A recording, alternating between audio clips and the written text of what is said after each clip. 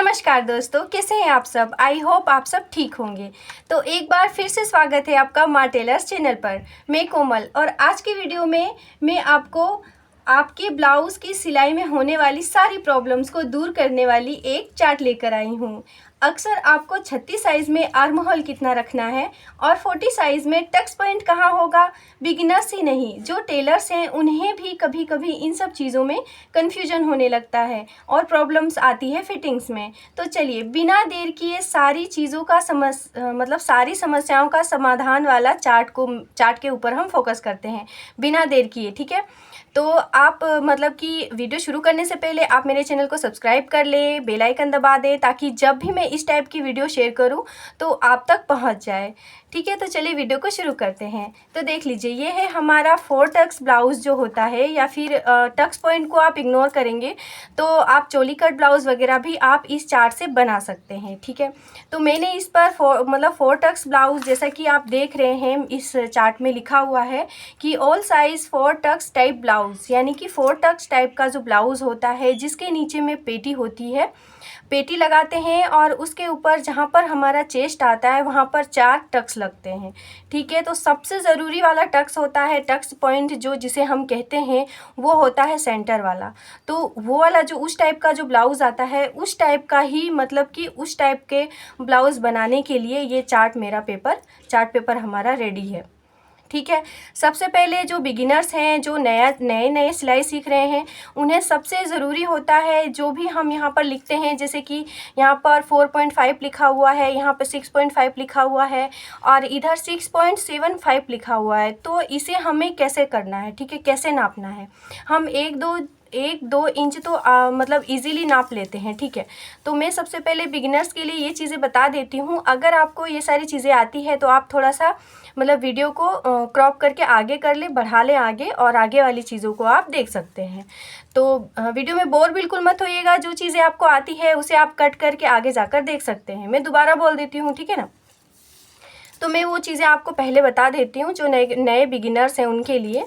सूत किसको बोलते हैं? सूत मतलब होता है ये जो हमारा यहाँ पर 1 इंच लिखा हुआ है, ठीक है। तो 1 इंच के पास ये जो छोटी छोटी लाइनें होती हैं उन्हें हम सूत बोलते हैं, ठीक है।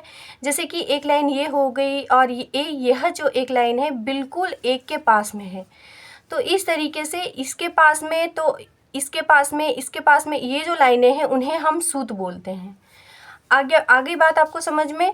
तो जैसे यहाँ पर लिखा है 4.5, तो यहाँ पर आपको यह वाला इसे आप यूज़ कर सकते हैं। जैसे कि ये हो गया 4 और ये हो गया 5, ठीक है। तो 4.5 का मतलब होता है 4.5, ठीक है। 4.5 आपको कैसे नापना है? 4.5, ये हो गया। यहाँ बात आपको समझ में आ गई।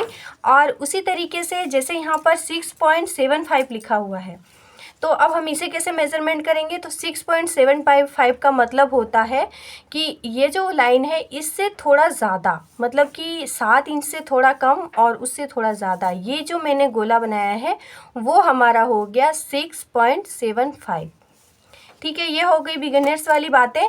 और अब हम चार्ट पे फोकस करते हैं, जहाँ पर मैंने 28 साइज़ से लेकर के 44 साइज़ तक मैंने यहाँ पर सारा मेज़रमेंट लिख दिया है और नोट कर लिया है। तो आप इस चार्ट को कि वीडियो को स्क्रीनशॉट ले सकते हैं या फिर वीडियो को रोक करके और आप इसे अपने नोटबुक में उतार सकते हैं। मैं आपको इसकी क्लियरली बातें बता देती हूँ। जैसे कि हमारा 28 साइज़ से 36 साइज़ जो है वो नॉर्मल साइज़ होता है। तो इसमें हमें कमर और चेस्ट में केवल 4 इंच का अंतर होता है, ठीक है। आप अपने जो कस्टमर हैं उन्हें नाप करके देख लें, थोड़ा कम या ज़्यादा हो सकता है, ठीक है।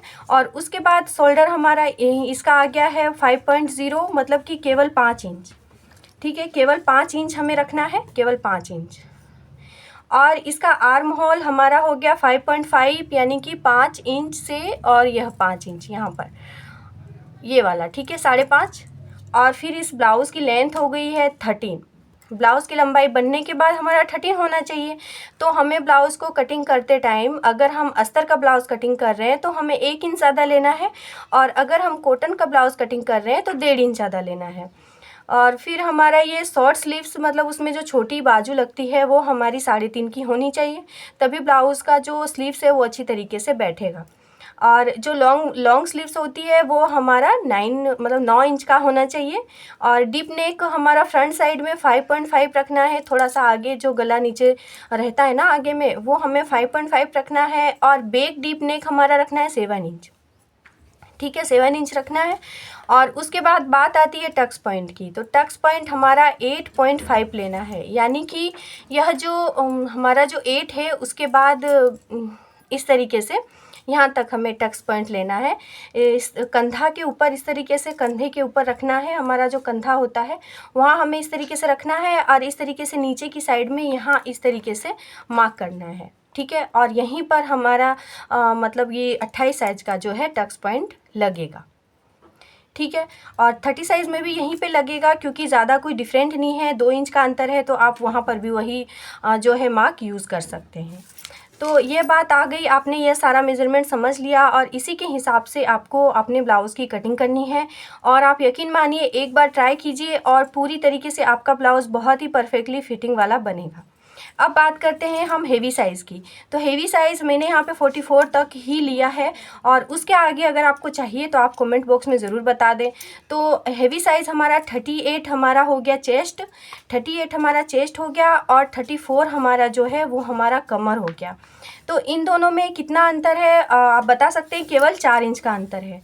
तो हेवी साइज़ होता है ना, तो उसमें हम 5 इंच का अंतर रख सकते हैं, ठीक है। 5 इंच का अंतर मतलब हेवी चेस्ट हेवी होता है और कमर हमारा उसमें पतला हो जाता है। हेवी साइज़ के बारे में मैं आपको बता रही हूँ, तो उस पर आप ध्यान दीजिएगा। यहाँ पर लिखा हुआ है may be +1 for heavy size chest, मतलब कि अगर हमारा कमर 34 है, ठीक है, मैंने ये अंदाजे से किया है, अंदाज़ा हमें लगा करके और ये चार्ट पेपर बनाया है।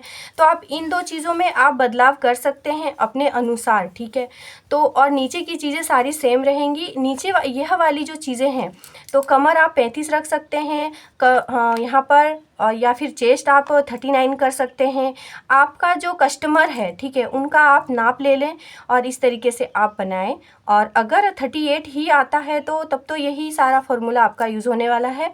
और अगर 39 आता है चेस्ट, ठीक है, आपके कस्टमर का 39 है चेस्ट, दोनों के सेंटर के बीच में है ना, 40 है ना 80 है, 39 है, तो भी आप उसमें यह फार्मूला से आप ब्लाउज़ को बना सकते हैं। बिकॉज़ क्योंकि 1 इंच का ही अंतर है, उसमें कोई बदलाव करने की आपको ज़रूरत नहीं होती है, कोई भी ज़्यादा बदलाव करने की आपको ज़रूरत नहीं होती है। तो आपको अगर ये बातें कहीं पे कोई भी चीज़ समझ में नहीं आई हो, जैसे कि आर्म होल जितना भी मैंने लिखा है कि 8 साइज मतलब 28 साइज़ का आर्म होल 5.5 है, 30 का 5.5 है, 32 का 6 इंच है, 34 का 6 इंच है, 36 का 6.2 इंच है। तो इस तरीके से मैंने यह चार्ट रेडी किया है।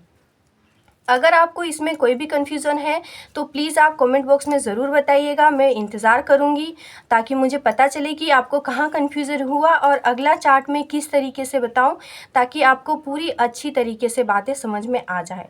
अगर आप चाहते हैं कि मैं इस चार्ट को फॉलो करते हुए, ठीक है, मैं इस चार्ट को फॉलो करते हुए कोई भी मतलब साइज़ को चुन करके, ठीक है, आप मुझे साइज़ भी बता सकते हैं, इसमें कोई दिक्कत नहीं है। फॉलो करते हुए मैं आपको एक ब्लाउज स्टिच करके दिखाऊं तो ऑफ कोर्स मैं आपको स्टिच करके बिल्कुल दिखाऊंगी, बिल्कुल उस चीज़ की वीडियो बनाऊंगी और आप तक मतलब पोस्ट करूंगी।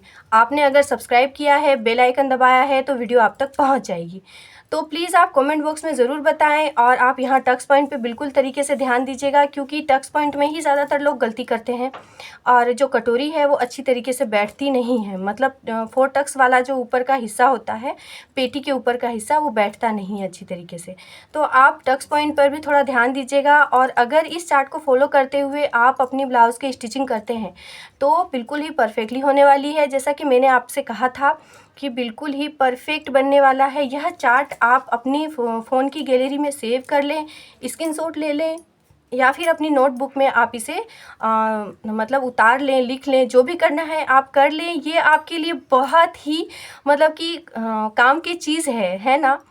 और अगर इसमें कोई भी साइज़ मिसिंग हुआ है और आपका मतलब आपकी जो भी कोई भी साइज़ है मिसिंग हुआ है, तो आप कमेंट बॉक्स में ज़रूर बताइएगा।